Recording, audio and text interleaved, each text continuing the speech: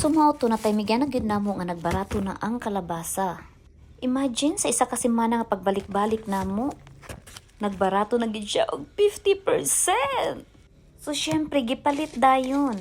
So kay na pa man sa work si Manang and then iba man ang style sa akong pagluto din sa Pilipinas ug dito sa Japan. So ako na lang nang siyang gipanitan kay para pag-abot niya magluto na. Ayan. So yung anak dayang iyang style sa pagluto, iha usang gisahon. Kaya ako kasi iba man akong style.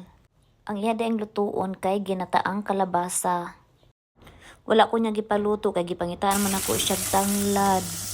As in, ahos lang og sibuyas ang iyang lamas. Bawian na nasa shrimp. Mao di ay bahalag way lamas kay shrimp man pud ang iyahang subak. Na, unya dagko pag yun. Ibon kaya ko. Nabiyan na siya work, 1 hour lang ang iyang break time.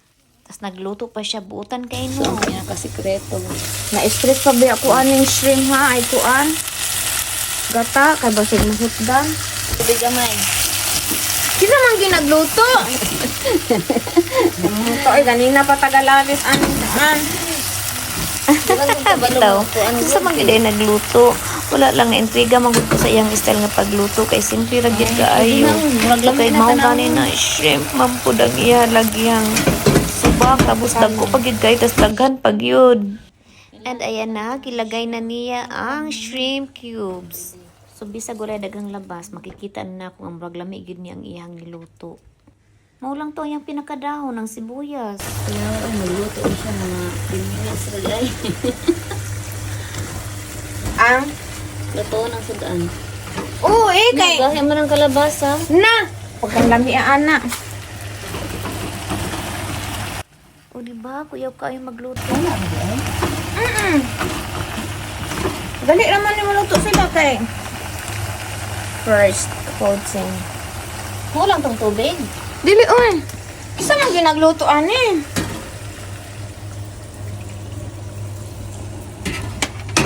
Wow, kuyaw. So ayan na, gilunod ng kalabasa. Pahumuko na lang to kay mauna niyang iyang pinakadahon. Wala na'y lain. Wala pa ko katilaw pero... Ano sa man dayang akong mga luto? Di day kaganahan.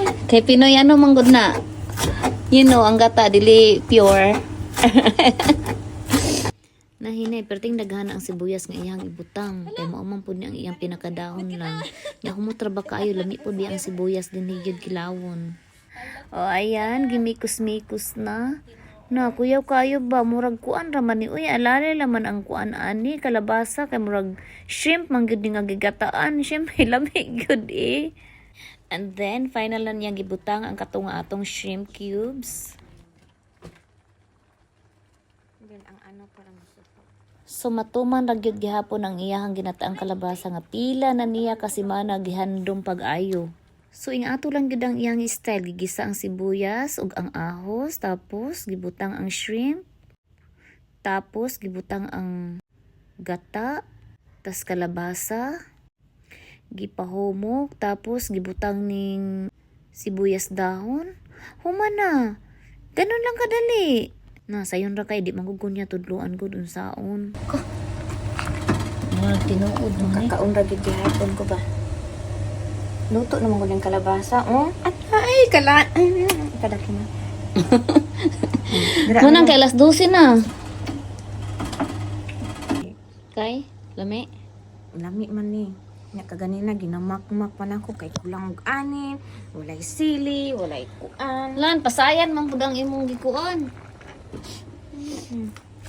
Kami kay mulaban naman mig lakalamas nya way pasayan, way subak, bulad. Di lang na butangan og halang ay. Butangi kay lami na. Sili nga ging ani. Tulo, basig halang ni ha. Na mo ko na. Isa lang. Ay, dried ano? Dried sili.